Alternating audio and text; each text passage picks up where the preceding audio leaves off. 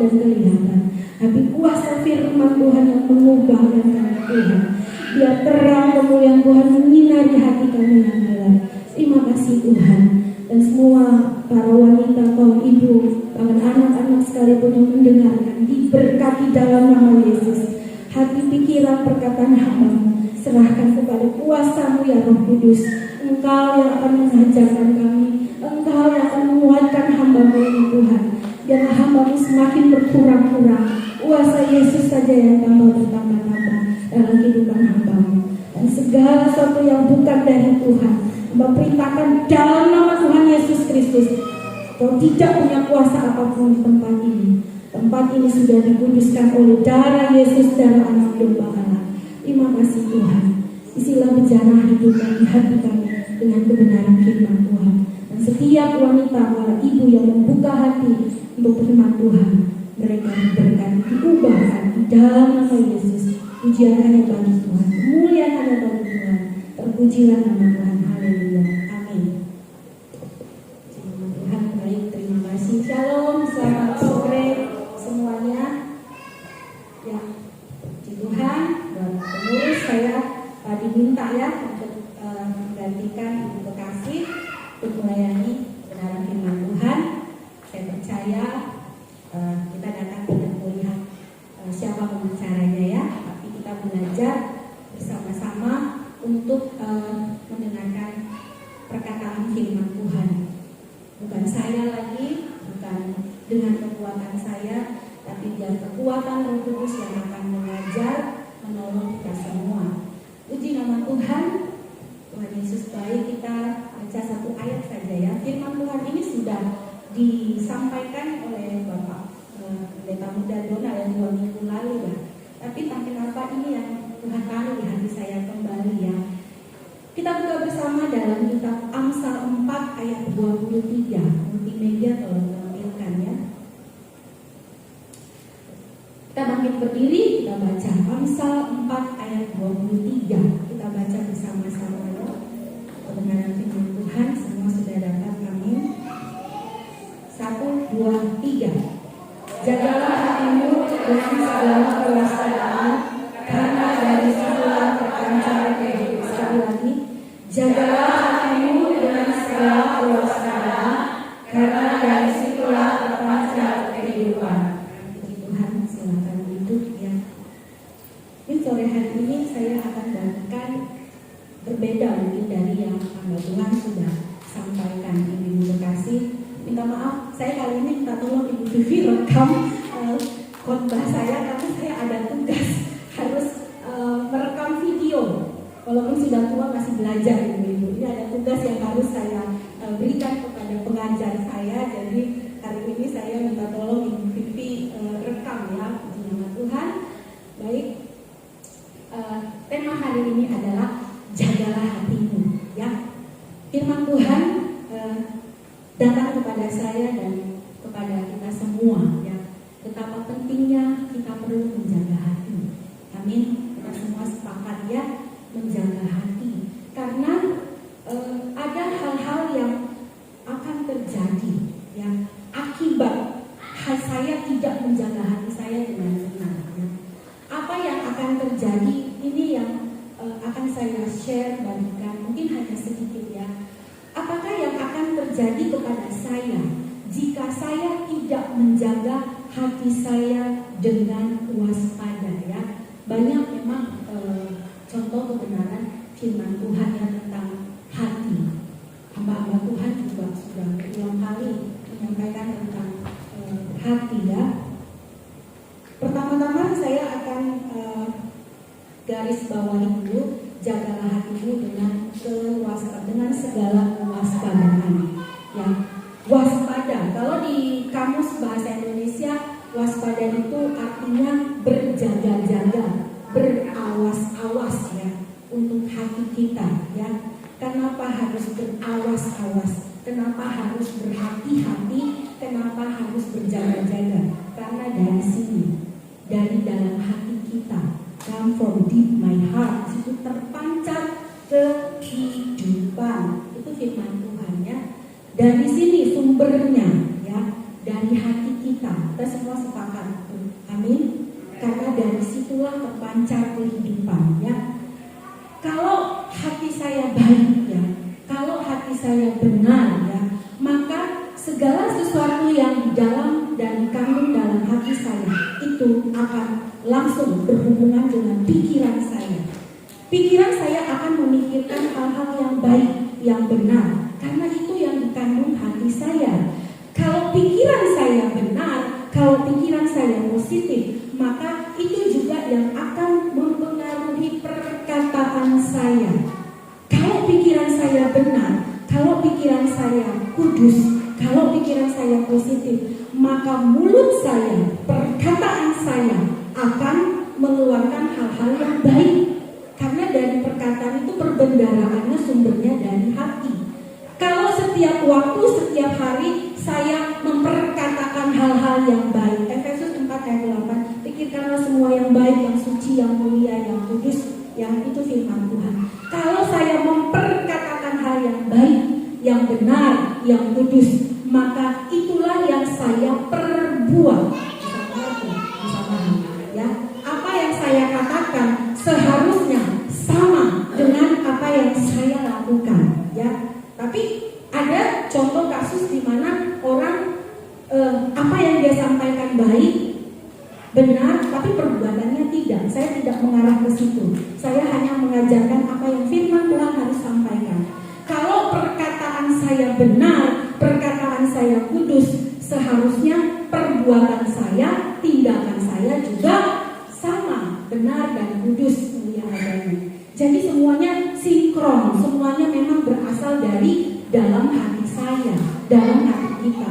Kalau dalam hati saya memikirkan hal yang jahat, hati saya memiliki kepahitan, kecewa, luka, maka itu yang akan selalu saya pikirkan, ya. Contoh saja, saya menyimpan kebencian kepada ini sama Om Maker, ya. Contoh, saya sakit hati, saya sama Om Maker. Ada akar pahit, ya.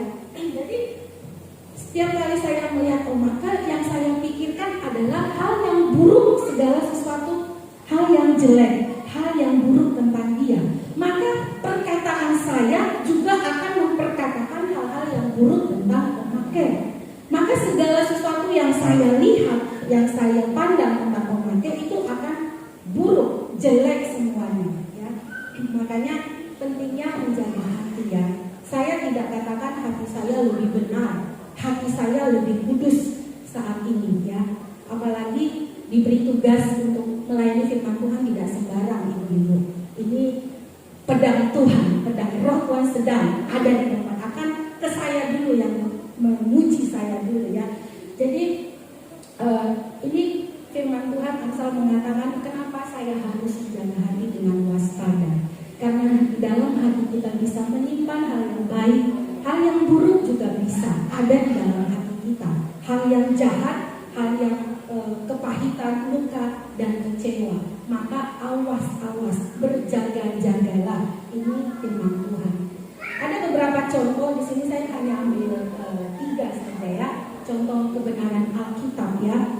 Apa yang terjadi kalau saya tidak bisa menjaga hati saya dengan waspada, dengan hati-hati, ya. Kita baca tolong multimedia Kejadian 4 ayat 4 sampai 7. Ini kisah sudah pernah terjadi pada zaman Kain dan Habel, ya. Kejadian 4 ayat 4 sampai 7 saya baca.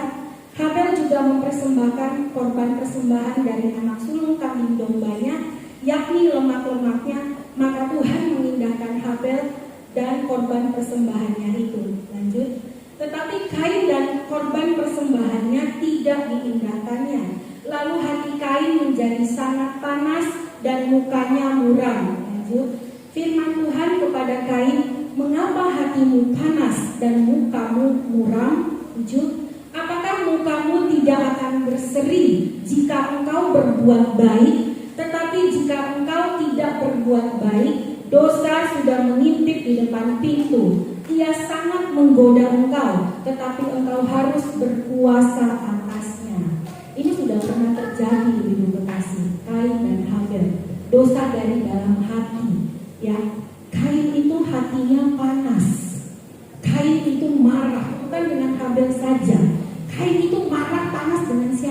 dengan Tuhan. Ini kita harus hati-hati, karena dari dahulu kala kasus ini sudah pernah ada. Mungkin ibu-ibu, para wanita pernah mengalami. Hatimu menjadi panas, hatimu kecewa. Mungkin karena doamu tidak dikabulkan Tuhan. Ini hanya karena perkara Tuhan tidak mengindahkan persembahan Kain, tapi dia lebih mengindahkan persembahan Habel. Yang pertama, menjaga hati. Kain tidak menjaga hati. Dia panas sama Tuhan, bukan hanya kepada Habel. Ya. Yang pertama kita harus berjaga-jaga. Kalau saat ini ada hatimu masih panas, hatimu masih kecewa, hatimu masih apart yang pertama dengan Tuhan, hati-hati. Apa yang akan terjadi? Seperti Kain, mukamu menjadi muram. Ya. Kalau hati kita panas, hati saya panas, muka kita itu muram, itu artinya jelek, tidak elok, tidak baik dalam pemandangan Tuhan dan dalam pemandangan manusia. Seberusaha apapun ibu-ibu mau pakai make up yang cantik segala macam, kalau hatimu panas, mukamu akan muram. Itu firman Tuhan katakan. Ya, karena semuanya sumbernya dari dalam hati. Katakan, tidakkah engkau wajahmu berseri jika engkau berbuat baik? Ya, kalau kita setiap kali kita melakukan kebaikan yang Tuhan tuntut dalam kehidupan kita, wajah kita berseri. Ya. Orang yang berseri itu punya power, karena dia punya spirit, dia punya semangat, ya, untuk dirinya sendiri maupun untuk melakukan segala sesuatu. Tapi kalau kita sudah muram, sudah jelek, sudah cemberut, sudah wajahnya tidak karuan, maka kita mau berbuat apapun itu kita akan tetap menjadi salah. Kerjaan kita juga tidak akan bagus, tidak akan menjadi baik. Ya. Ini dosa yang pertama, akibatnya. Kalau hati saya tidak kita jaga. Kain pernah mengalaminya, bukan kepada manusia, tapi dia marah kepada Tuhan. Hanya karena persembahannya tidak diindahkan. Mungkin kita marah, pernah ya kecewa sama Tuhan.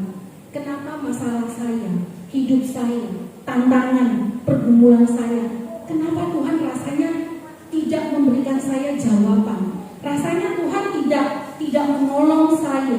Kenapa Tuhan tidak mendengarkan doa saya? Cross check hati, ya. Cari, minta Tuhan selidiki hati kita, ya. Karena akibatnya kalau kita menjadi panas, menjadi marah, wajah kita itu akan muram, jelek, tidak elok dalam pemandangan Tuhan dan manusia. Ini akibat kalau saya tidak menjaga hati saya, ya. Yang kedua, kita belajar, tolong di meja Mazmur 73 ayat 21. Ini dampak yang kedua. Kalau saya tidak bisa menjaga hati saya dengan waspada. Saya bacakan. Ketika hatiku merasa pahit dan buah pinggangku menusuk-nusuk rasanya. Tadi kasus yang pertama, Kain marah dengan Tuhan. Dia menjadi marah dan sampai menimbulkan dosa, yaitu membunuh adiknya Habel. Yang ini kedua, ketika hati kita merasa pahit, buah pinggang itu ginjal, ya. Pernah Ibu Gembala khotbahkan beberapa bulan yang lalu tentang buah pinggang, ya. Buah pinggang itu ibu-ibu ginjal.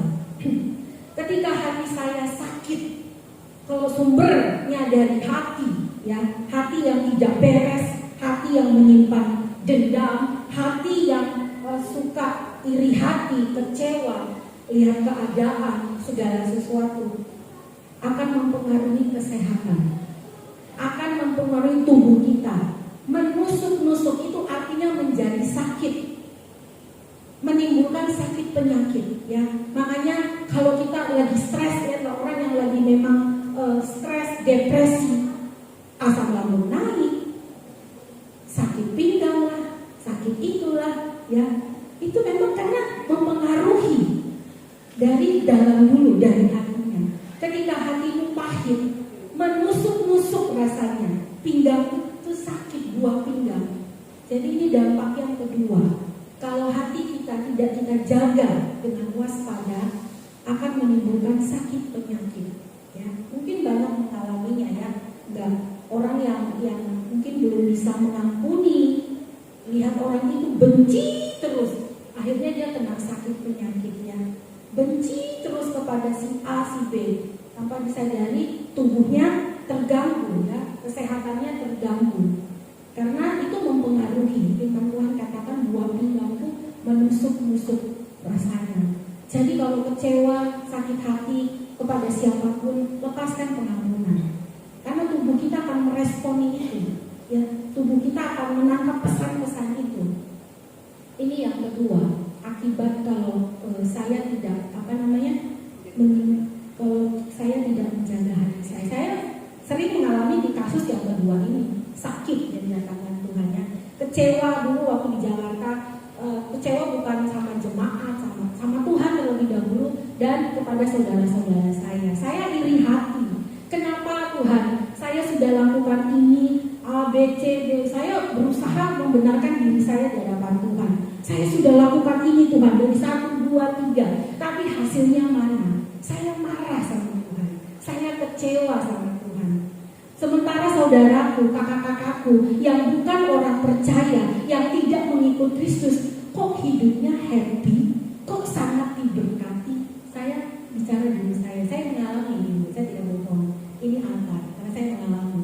Ya, jadi saya mulai marah, kecewa sama Tuhan. Rasanya sia-sia Tuhan. Pengiringan saya selama ini dengan Tuhan. Saya sudah lakukan ini dan itu. Tapi hasilnya mana? Ya, saya mulai kecewa sama Tuhan. Saya kecewa dengan iri hati dengan kakak-kakak saya. Kok mereka lebih diberkati Tuhan dari saya? Saya yang sudah setengah mati ikut-ikutan Tuhan. Tapi kok mereka lebih happy, lebih kaya? Masalahnya di hati saya iri hati, ya. Tuhan beritahukan kepada saya kesalahan saya. Ketika engkau mulai membandingkan dirimu dengan orang lain, ketika saya membandingkan diri saya dengan saudara saya, itu akar dari iri hati, kecewa. Mulai saya memikirkan, kok dia bisa, contoh kasus sederhana saja, kenapa dia lebih diberkati? Dia bisa beli mobil, dia bisa beli rumah, dia bisa jalan-jalan, dia bisa beli dan ini. Lalu saya Tuhan, bisa pernah ngalami, ya? Saya mengalami, jadi saya harus terbuka apa adanya. Dan Tuhan yang kasih saya tahu dengan saya, akar masalahnya adalah ketika saya membandingkan diri saya dengan saudara saya. Jadi untuk mengetahui sumber sakit penyakit yang berasal dari hati, kita harus kenali dulu akarnya, cari masalahnya apa. Saya itu ternyata iri hati kepada saudara-saudara saya hanya karena mereka kelihatan lebih bahagia, lebih diberkati, bisa beli ini, bisa beli itu. Saya nggak bisa beli apa-apa. Keadaanku tetap seperti ini. Tuhan hajar saya dengan sakit penyakit kurang lebih hampir 2 tahun. Sampai Tuhan harus bereskan hati saya. Dan saya bersyukur saya masuk dalam pergumulan sakit penyakit itu. Ya, hanya kata saya iri hati dan Tuhan kasih tahu, jangan pernah engkau membanding-bandingkan dirimu dengan orang lain. Orang yang suka membandingkan dirinya dengan orang lain itu orang yang tidak tahu mengucap syukur kepada Tuhan. Saya didepak sama Tuhan. Karena fokus saya, mata saya selalu melihat mereka terus, kakak saya terus, adik saya terus. Itu yang membuat saya tidak bisa mensyukuri keadaanku. Itu yang tidak bisa saya melihat apa yang Tuhan berikan kepada saya, tapi sebetulnya lebih dari itu. Saya tidak melihat itu, ibu-ibu. Sampai Tuhan hajar saya dengan sakit penyakit. Akhirnya kalau ternyata kita bisa mengucap syukur atas segala sesuatu, ya, itu akan membuat saya lebih bahagia. Nggak perlu pusing, orang mau beli A, mau beli rumah, mau beli. Kita dengan keadaan kita, ucapkanlah syukur senantiasa. Kemarin kita tuh rasa cukup, ya. Kami sharing di itu cukup luar biasa, ya. Jadi Tuhan memberikan saya pengajaran mengucap syukur dalam segala sesuatu. Memang keadaan saya waktu itu kelihatannya sangat sulit, sangat susah. Tapi kenapa kakak-kakakku kok lebih diberkati? Ya, karena iri hati membuat fokus saya, mata saya selalu lihat kakak saya terus. Sambil saya gagal melihat potensi yang Tuhan berikan, saya gagal melihat rencana Tuhan dalam hidup saya gagal dalam mensyukuri semua yang Tuhan berikan. Dan Tuhan harus berurusan dengan saya itu 2 tahun lebih sampai saya mengerti. Ya, itu ketika saya tahu akarnya itu Tuhan sendiri yang kasih tahu. Saya suka pertama saya membandingkan keadaan saya. Itu akar pahit saya. Membandingkan diri saya dengan orang lain. Saya jadi kecewa, saya jadi marah, dan saya tidak bisa mengucap syukur kepada Tuhan. Hati-hati, bisa menimbulkan sakit penyakit. Gak enak saya 2 tahun dalam sakit penyakit, bunyi pendarahan. Puji Tuhan saya masih hidup. Ya, Tuhan hajar saya terus di sini. Tapi Tuhan harus memang bereskan hati saya dulu, seperti itu. Nah, ini yang kedua. Saya pernah mengalami di sini. Saya pernah tidak bisa menjaga hati saya karena saya iri hati sama saudara-saudara saya. Gitu. Puji Tuhan. Dan yang ketiga, kita belajar apa yang akan terjadi kalau hati saya tidak dijaga dengan waspada. Amsal 12 ayat 16, ya. Amsal 12 ayat 16. Saya bacakan firman Tuhan. Bodohlah yang menyatakan sakit hatinya seketika itu juga, tetapi bijak yang mengabaikan cemooh. Ini yang ketiga yang saya juga belajar sampai hari ini.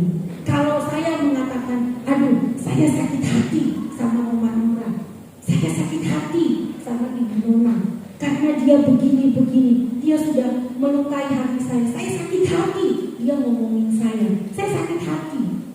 Firman Tuhan katakan, kalau saya menyatakan hatiku sakit karena melihat perkataan orang lain, saya itu dikatakan orang yang bodoh. Ini firman Tuhan. 3. Saya juga belajar, saya kaget waktu Tuhan kasih ini dengan saya. Wow, Tuhan. Tapi orang yang mengabaikan cemooh, orang yang bisa mengabaikan fitnahan, orang yang bisa menendam semua rasa cemoohan orang lain, kita dikatakan orang yang bijak. Amin. Tergantung kepada ibu-ibu memilih, saya orang yang bodoh atau orang yang bijak. Kalau kau mengatakan aku sakit hati sama Tante Lala karena dia sudah mengatakan saya begini-begini, itu firman Tuhan katakan kita orang yang bodoh. Tapi kalau orang yang mengabaikan cemooh, kita disebut bijaksana.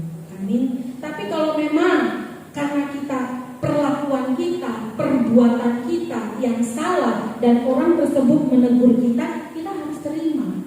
Ya, tidak boleh marah, tidak boleh kecewa ketika seseorang menegur saya, menegur kita, ya terima apa adanya. Ya. Tapi kalau kita punya sikap hati seperti ini, saya kecewa sama Tante Lala karena dia ngomongin saya begini-begini, kita disebut orang yang bodoh, bukan orang yang bijaksana. Ya, jadi pilihan ada di para ibu sekalian semuanya. 3 hal itu memang cukup banyak, tapi saya dalam perenungan saya tadi siang sudah jam berapa tadi disampaikan, sudah jam 2 ya, tapi puji Tuhan saya mendapat 3 hal ini ya. Yang pertama tadi, menjaga, pentingnya saya perlu menjaga hati kita dengan waspada karena sumbernya dari sini. Kalau sumbernya kotor, maka yang keluar juga akan kotor. Kalau sumbernya kotor, najis, maka saya akan mikirkan yang najis. Perkataan saya akan kotor, tindakan saya akan mengikuti apa yang saya ucapkan. Kalau saya memperkatakan hal yang najis, hal yang kotor, itu yang saya perbuat. Maka biasakan memperkatakan hal-hal yang baik. Mulut kita ini punya kuasa, punya power. Sadarilah, saya lebih baik memilih memperkatakan hal-hal yang baik untuk saya. Ya, karena ketika saya memperkatakan hal yang baik, contohnya oleh anugerah Tuhan, aku memikirkan perkara-perkara yang di atas, bukan perkara-perkara di atas, bukan yang di bumi. Hana takut akan Tuhan, Hana tunduk kepada firman Tuhan, Hana hidup dan bergaul dengan Tuhan, Hana hidup dalam ketetapan Tuhan. Saya di rumah gitu. Waktu saya mau ngomong itu, telingamu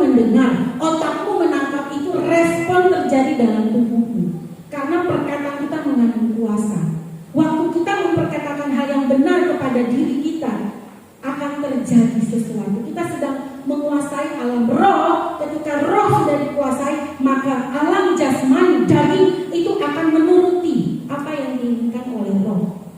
Memang terjadi perperangan, banyak anak-anak Tuhan kalah di sini, lebih menuruti keinginan daging. Kalau saya lebih baik memilih memperkatakan namanya perkataan doa profetik seperti itu ya.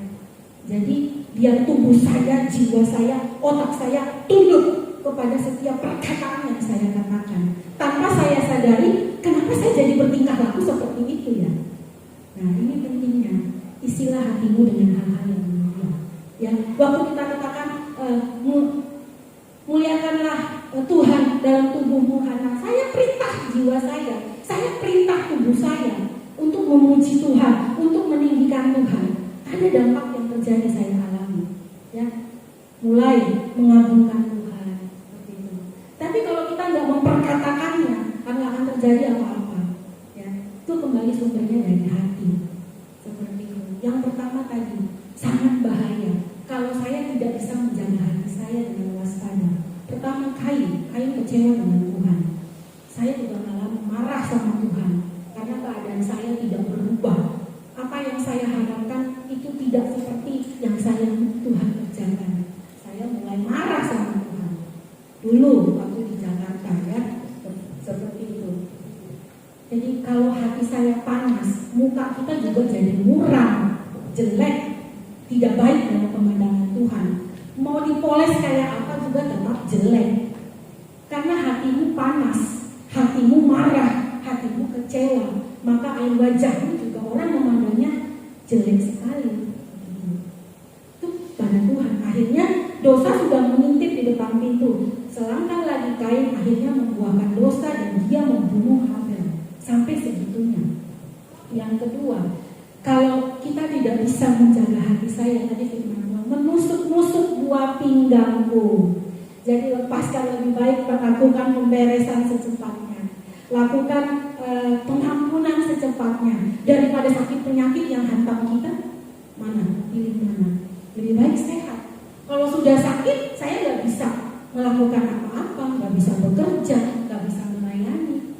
Ya, sama juga seperti suami istri paling kan suka berdebat ya, bukan berantem kayak apa, tapi selalu ada perbedaan.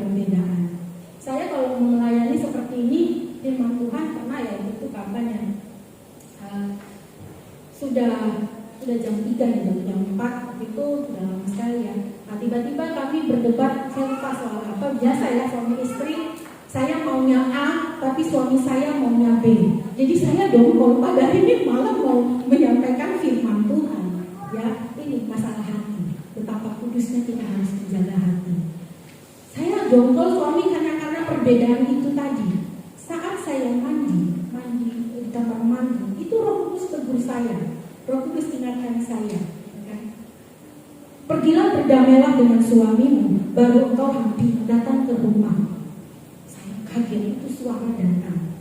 Berdamailah dahulu dengan suamimu, baru engkau datang ke bait Allah. Saya lagi mandi. Tuhan, saya minta ampun di kamar mandi. Sampai karena dongkol sama suami. Jadi hampir saya tidak mau melayani karena tahu saya sedang dongkol sama suami. Masalahnya saya sedang melayani firman Tuhan. Saya tidak paling takut kalau hati saya tidak benar, kalau hati saya tidak dalam keadaan kekudusan. Lebih baik saya tunggu dulu. Ya. Tapi puji Tuhan, waktu saya mandi, Roh Kudus tegur saya. Berdamailah dengan suamimu dan engkau datang, baru engkau datang hampir ke bait Allah. Awasi langkahmu. Tuhan ampuni saya. Saya mandi cepat-cepat tanpa bagimu, tanpa bilang apa, Pak maafkan saya. Karena saya mau melayani sebentar. Itu saya nggak akan berani. Padahal kan suami istri biasa baku berbeda pendapat ya. Tapi buat saya itu sangat pengaruh. Kalau hati saya dongkol, marah sama suami, saya nggak akan berdiri di sini. Takut saya pada Tuhan. Jadi setelah berdamai, kalau suami saya, biasa aja kali. Suami saya malah ngomongnya begitu. Biasa aja kali, namanya suami istri itu kan berbeda pendapat, itu ya wajar. Namanya dua jadi satu. Buat dia biasa. Tapi buat saya itu beban sekali di hadapan Tuhan. Kalau suami malah ngomongnya gitu, biasa aja kalimat, itu kan cuma berbeda pendapat. Tapi kalau Tuhan tidak tegur saya lagi mandi, pergilah berdamailah dengan suamimu. Saya harus lakukan, saya cepat-cepat saya minta maaf dan Pak tolong doakan saya. Terjadi pemberesan, baru saya bisa lega, baru saya berani melangkah berdiri di sini. Kalau saya di rumah tidak ada pemberesan, segala sesuatu yang saya perkatakan itu tidak menjadi berkat, tidak akan memberikan damai sejahtera karena sumbernya kotor. Karena saya menyimpan akar pahit, saya kecewa sama suami saya. Makanya saya paling takut ya kalau berdiri di sini tidak sedang dalam kekudusan itu, memang saya paling takut. Saya bukan takut sama Ibu Gembala dengan Bapak Dono, tapi saya tahu ya ada Tuhan yang sedang melihat hati saya, ada Tuhan yang sedang memandang saya. Amin. Nah, itu jangan lebih baik ketika ada kekesalan, kedongkolan, cepat-cepat saja samperin orangnya, lakukan pemberesan dan minta dia doakan kita, selesai ya. Karena kita setiap hari ini selalu diisi oleh firman Tuhan, selalu dengar firman Tuhan. Tapi kalau enggak lakukan, itu cuma akan menjadi pengetahuanmu. Seperti ini, ketika saya memberitakan poin 1, 2, 3 untuk menjaga hati, akibatnya ini dan itu. Kalau ibu-ibu tidak lakukan di rumah atau di mana saja, firman Tuhan ini tidak akan menjawab kebutuhan, hanya sebagai pengetahuanmu saja. Tapi kalau kita melakukan firman Tuhan, kita melakukan kehendak Tuhan, maka firman Tuhan katakan jadi daging, akhirnya digenapi ya. Jadi jangan cuma mau dengar saja. Apapun yang berbicara, dia sehebat apapun pengajarannya, kalau saya tidak lakukan, itu menjadi sia-sia. Itu hanya akan sampai di otak, akan cukup tahu saja. Tapi waktu saya lakukan firman Tuhan, waktu saya taat, kita akan mengerti firman Tuhan ya. Beda dengan pengetahuan, dengan mengalami kebenaran firman Tuhan. 3 hal. Yang ketiga dikatakan, bodohlah yang menyatakan sakit hatinya. Jangan sering-sering bilang, aduh aku benci kali lah sama tante Lala, aku kecewa, aku sakit hati. Firman Tuhan katakan, kita orang yang bodoh ya. Hati-hati, kita akan menjadi bodoh. Bukan saya yang mengatakan, tapi firman Tuhan. Ayo aku baca ini, saya juga ditegur Tuhan, Tuhan ampuni. Jangan sering-sering ngomong, aku sakit kali sama Pace, aku sakit kecewa sama Pace, sakit. Kita menjadi bodoh, bukan orang yang bijaksana. Ya, orang yang bijaksana dia bisa menjauhi dosa seperti itu. Dia takut akan Tuhan. Tapi orang yang bijak mengabaikan cemooh. Terserah orang mau bilang apa, it's okay ya, mau caci maki, mau apa. Tapi jangan itu menjadi suatu mempengaruhi hatimu, mempengaruhi hubunganmu dengan Tuhan, mempengaruhi imanmu yang sedang bertumbuh dengan Tuhan. Ya, hari-hari ini penting, saya tidak tahu, tapi kalau saya merasakan hati, buat saya ini sangat berat, karena ini persoalan hati ya. Jadi kalau sedikit saya salah, itu Tuhan tegur memang cepat ya.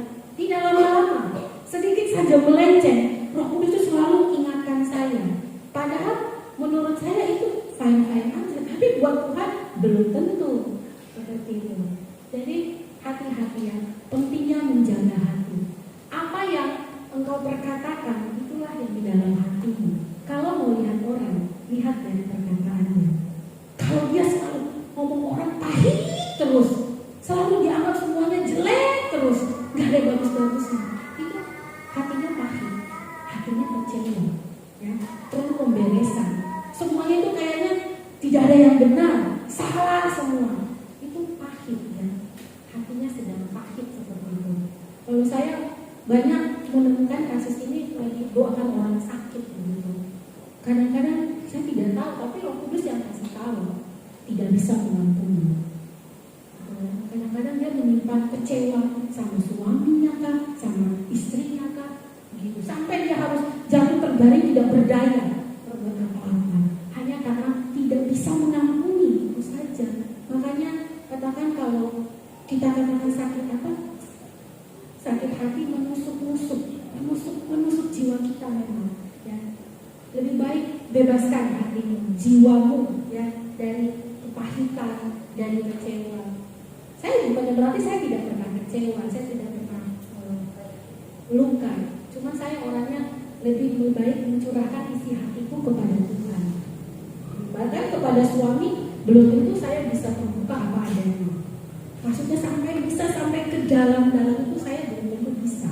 Tapi kalau kepada Tuhan itu saya betul-betul bisa puas mencurahkan isi hati saya kepada Tuhan, ya. Daripada manusia salah meresponi seperti itu, lebih baik saya serahkan segala khawatirku, segala kecewa kita kepada Tuhan. Minta Tuhan untuk melihat hati kita. Nah, 3 hal ini, hati-hati. Mungkin banyak dampaknya, tapi saya hanya bicara 3 ini. Ketika hatimu panas, marah kepada Tuhan, mukamu jelek, muram, tidak berseri, tidak elok, tidak baik dalam pandangan Tuhan. Yang kedua, ketika hatimu pahit, hatimu kecewa, sakit hati, yang datang akibatnya adalah sakit penyakit. Yang ketiga, ketika kau mengatakan engkau sakit hati, kau dikatakan sebagai orang yang bodoh. Tapi orang yang bijak itu mengabaikan cemooh.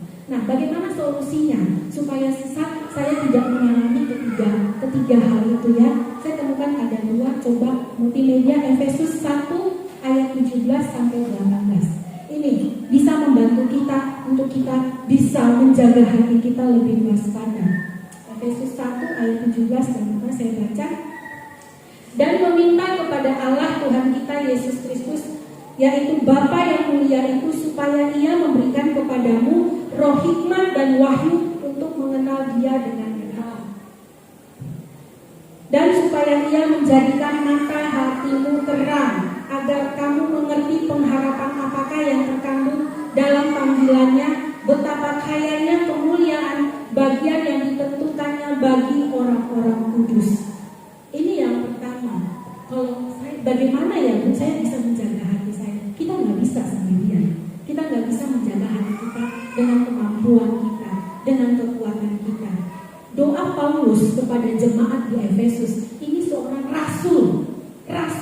Paulus juga berdoa kepada Tuhan untuk jemaat yang ada di Efesus. Dia katakan apa? Dan supaya ia menjadikan mata hatimu terang. Kalau hatimu lagi tidak baik, kalau hatimu lagi marah, kecewa, yang pertama berdoa, minta supaya Tuhan menerangi hatimu yang lagi gelap. Kita nggak bisa menjaga hati kita. Lebih baik ambil sikap merendahkan hati di hadapan Tuhan, berlutut berdoa, Tuhan, ini hatimu. Minta Tuhan menerangi hatimu, menerangi sisi kegelapanmu. Nanti Tuhan akan singkapkan hal-hal yang gelap di dalam hatimu, Dia akan bukakan, ya. Paulus berdoa untuk jemaat di Efesus supaya Tuhan memberikan mata hati jemaatnya terang dan mengerti pengharapan apa yang terkandung dalam panggilannya. Saya juga gak bisa jaga hati saya sedemikian rupa dengan kudusnya, gak bisa. Saya jaga itu dengan doa dan firman Tuhan. Saya selalu isi terus bejana hidup ini, karena saya percaya apa yang saya lakukan tidak menjadi sia-sia, ya. Isilah hatimu dengan terang, mata hatimu terangi, minta Tuhan terangi. Tuhan, hatiku lagi gelap, hatiku sedang marah, hatiku sedang gundah-gulana. Minta. Paulus berdoa juga untuk jemaat yang ada di Efesus, ya. Saya juga pernah mengalami kegelapan, tapi yang saya cari, saya datang. Saya lebih suka jujur apa adanya di hadapan Tuhan, mengaku dosa, ya, supaya doa saya bisa didengar, ya, seperti itu. Dan yang kedua, Yehezkiel 36 sampai 26 dan 27. Yehezkiel 36 ayatnya yang ke-26 dan 27. Kamu akan kuberikan hati yang baru dan roh yang baru di dalam batinmu, dan aku akan menjauhkan dari tubuhmu hati yang keras dan kuberikan kepadamu hati yang taat. Lanjut. Rohku akan kuberikan diam di dalam batinmu, dan aku akan membuat kamu hidup menurut segala ketetapanku dan tetap berpegang pada dan melakukannya. Ya, memberikan minta ini yang kedua. Kalau kita dipulihkan Tuhan, yang Tuhan lakukan dalam kehidupan saya dan ibu semuanya, diberikan kepadamu hati yang baru. Hati yang lama itu sudah koyak, sudah habis. Diberikan hati yang baru. Minta terus dalam hatimu, berikan kepadaku hati yang baru, roh yang baru, kasih yang baru, supaya kita bisa mengikuti jalan-jalan Tuhan. Kalau kita minta terus datang kepada Tuhan, saya percaya kok, kalau kita datang dengan ketulusan, datanglah dengan kerendahan hati ya. Saya kalau berdoa itu, kalau hati saya berdoa hanya dengan seperti kewajiban itu, saya tidak merasakan apa-apa. Tapi ketika kita berdoa, datang dengan kerinduan, datang dengan kesungguhan untuk mencari Tuhan ya. Belum berdoa masih dalam penyembahan itu, rasanya hadirat Tuhan sudah memenuhi ruangan itu ya. Waktu kita mengagungkan Tuhan, waktu kita memuliakan Tuhan ya, itu kita akan diberikan hati yang baru, roh yang baru seperti itu. Saya pernah punya pengalaman ya, ketika habis berdoa sungguh-sungguh itu mau tidur, itu rohnya sudah terangkat gitu. Saya pernah alami. Saya merasa sendiri roh terlepas dari tubuh saya tengah malam sungguh. Saya tahu, oh Tuhan, saya sudah mau pergi ke belakang. Saya lihat tubuh saya tertidur. Saya habis berdoa menyembah Tuhan. Tiba-tiba roh itu keluar gitu. Saya sudah diangkat mau dibawa ke awan-awan. Tapi otak saya langsung bergerak. Anakku Tuhan. Jadi memang kalau kita dalam kuasa roh, kalau otak yang bekerja itu tidak akan bekerja, tidak akan berfungsi ya. Jadi waktu itu saya langsung melihat anak saya di samping tidur, suami saya, hati saya langsung teringat anak saya. Saya katakan, anakku masih kecil Tuhan. Langsung roh itu turun masuk ke tubuh saya. Itu saya sudah 2-3 kali mengalami seperti itu. Pengalaman roh ini keluar dari tubuh. Pengalaman seperti itu supranatural. Itu waktu saya kesaksian ya, cerita mula-mula ya di Jakarta. Kita ambil keputusan untuk mengikut jalan Tuhan, ada kehidupan yang intim dengan Tuhan. Saya juga masih belajar dulu. Jadi itu lagi berdoa di rumah kos, itu kan masih kos-kosan di Jakarta. Itu saya dalam posisi sedang menyembah Tuhan, tapi rohnya sudah diangkat Tuhan. Sampai ini ada apa namanya nih? Atap ya. Saya tembus. Saya bisa, oh begini ya kalau diangkat begini ya. Tembus saya lihat, saya sudah lihat rumah saya semakin tinggi awan-awan. Tapi saya lihat posisi saya di rumah itu sedang menyembah. Roh saya diangkat Tuhan jauh ke awan-awan. Lalu saya melihat di sebelah kanan saya ada air mengalir, mata air. Ya Yeskiel 44 kalau saya tidak salah ya. Saya lihat, ini waktu saya berdoa ya, aliran mata air yang jernih, bersih sekali. Saya pakai jubah putih waktu itu. Entah kenapa saya langsung respon membersihkan muka saya seperti itu. Waktu saya sudah membersihkan wajah saya, tiba-tiba ada satu sosok, seorang laki-laki yang kalau orang zaman kayak pakai kerudung begitu ya. Zaman dulu kayak Tuhan itu suka pakai kerudung itu, saya tidak bisa lihat dengan jelas karena cahaya terlalu putih ya, terlalu bersih, terlalu menyinari. Ketika saya sujud menyembah begini, saya lihat, saya tahu itu bukan manusia biasa.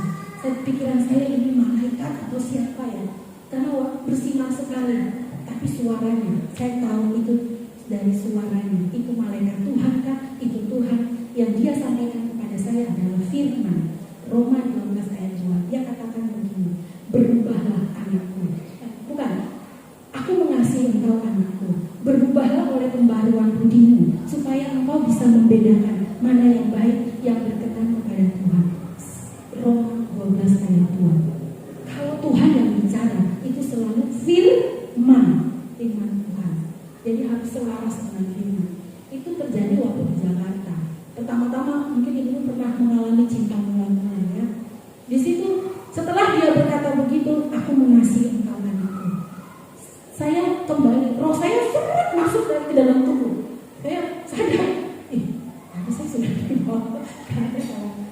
Pengalaman-pengalaman itu, keintiman kita dengan Tuhan akan membawa kita semakin mencari Tuhan, semakin ingin terus ada di hadirat Tuhan. Ya, hanya karena saya sering kalau di rumah di sini sudah berapa kali, karena rasa-rasa selalu rasa sedih. Aduh, anakku masih kecil, padahal belum tentu mati ya. Mungkin Tuhan sedang membawa saya satu dalam pengalaman alam roh supernatural atau sedang memberitahukan apa. Cuma saya lepas dari begini, anakku masih kecil, langsung roh itu masuk lagi dalam. Makanya kalau untuk punya pengalaman supernatural seperti itu, otak kita tuh nggak boleh jalan. Ikuti saja Tuhan. Saya juga tidak tahu, tengah malam saya sedang menyembah, tiba-tiba saya sadar kena tidak luka ibu, bisa tembus dinding. Saya tidak bohong, jujur. Ini rumah Tuhan. Saya tidak bisa. Tuhan tahu yang kasih hati saya ya. Jadi seperti itu. Kalau punya, mari banyak mengalami pengalaman dengan Tuhan ya. Karena firman Tuhan katakan Tuhan melihat hati. Mau sebagus apapun kita ya dari tampak luar, tetap hati ya. Waktu Tuhan pilih Daud, semua kata-katanya perawakannya bagus-bagus, hebat-hebat. Tapi yang dicari malah yang bungsu, yang masih muda, yang masih kecil. Tapi firman Tuhan katakan bahwa Daud sangat elok pemandangannya. Itu Tuhan melihat Daud sangat elok pada pemandangan Tuhan. Makanya kalau mau kita punya wajah, punya hidup yang elok dalam pandangan Tuhan, jangan pakai saat ini ya. Karena yang lebih tahu itu Tuhan. Jadi Tuhan lebih tahu kedalaman hati kita. Dan dua hal ini tadi ya, bagaimana caranya supaya kita bisa menjaga hati kita. Tadi Efesus 1, minta, berdoa kepada Tuhan supaya Tuhan menerangi hatimu. Terangi hatiku yang gelap Tuhan, terangi hatiku yang jahat Tuhan, terangi hatiku yang kecewa Tuhan. Katakan saja padanya.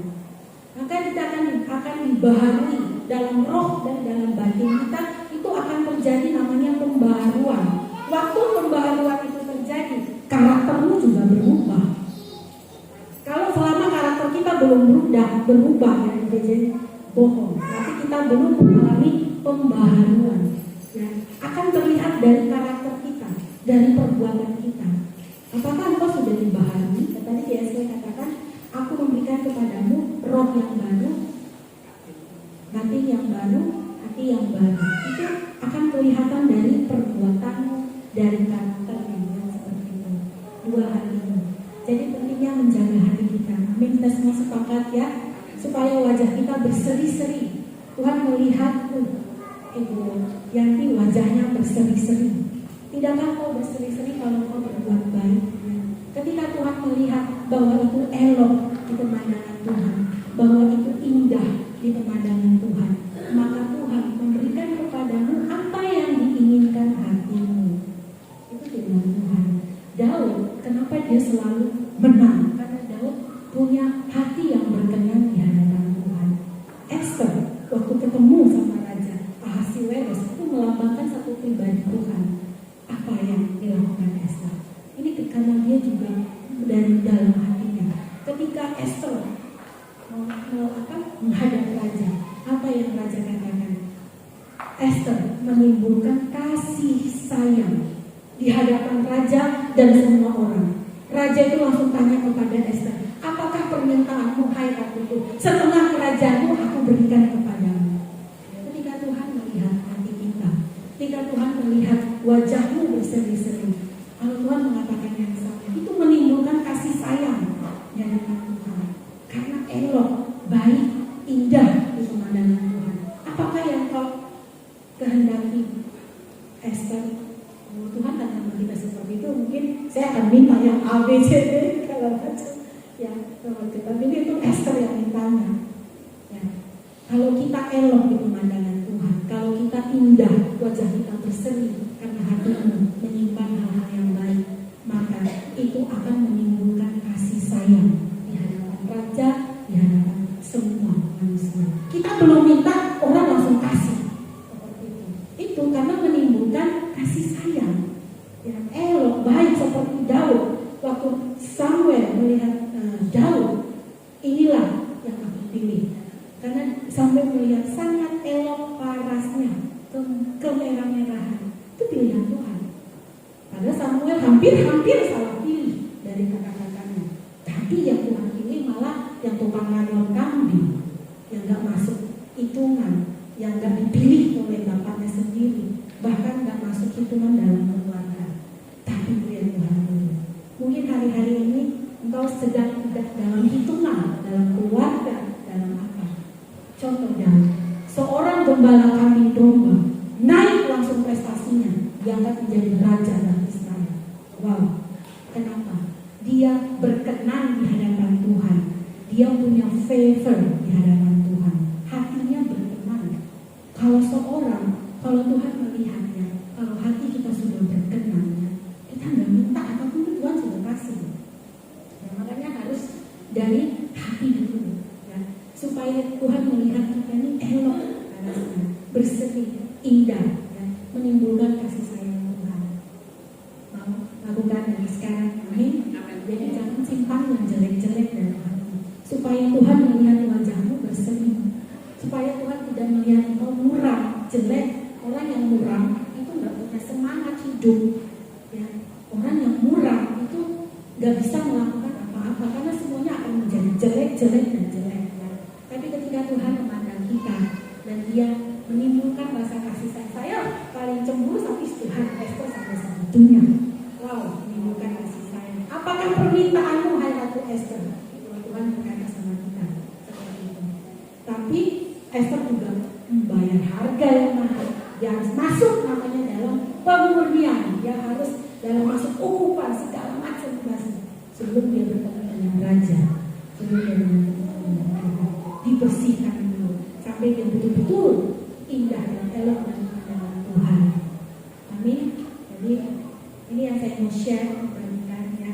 Jagalah hati kita dengan waspada. Dari sini sumber kehidupan. Kalau mau hidupmu baik, kalau mau hidupmu berkenan di hadapan Tuhan, ya jangan marah dengan Tuhan seperti kayak panas, kecewa. Kedua, akan mendatangkan sakit penyakit.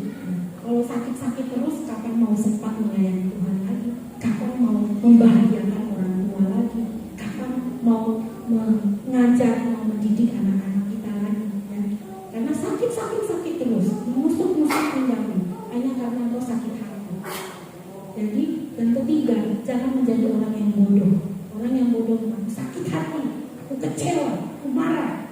Orang yang bijak, dia mengabaikan semua. Kita semua belajar sesuatu sore hari ini. Saya sangat terbatas, tapi biarlah firman Tuhan yang akan bekerja, ya.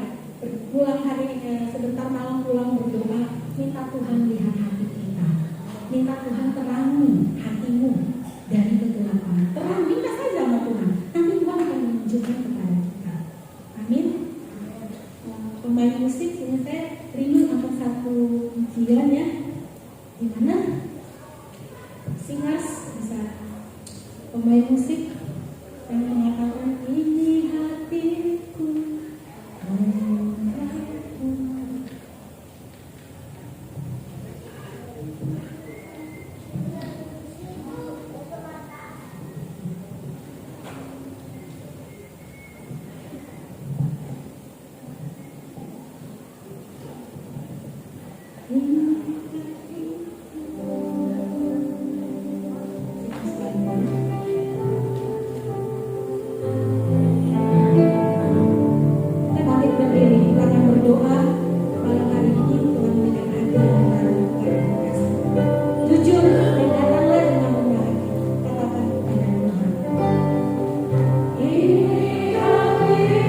Tulus,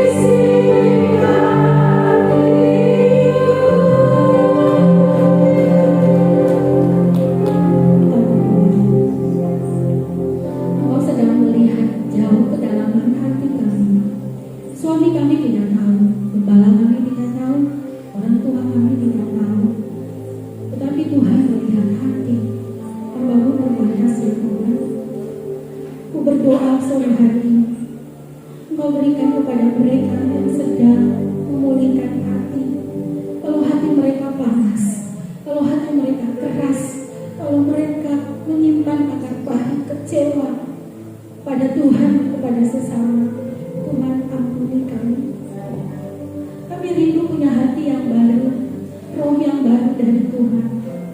Sebagaimana Tuhan yang Kau berikan kepada semua hamba-hamba Tuhan, pengikut-pengikut Tuhan. Kami bertobat Tuhan, kalau selama ini kami masih menyimpan kecewa, akar pahit Tuhan. Hamba berdoa, terangi mata hati para wanita ini, terangi hati kami yang gelap Tuhan, agar terang itu nyata. Ketika ada terang dalam hidup kami, maka semua kegelapan akan sirna.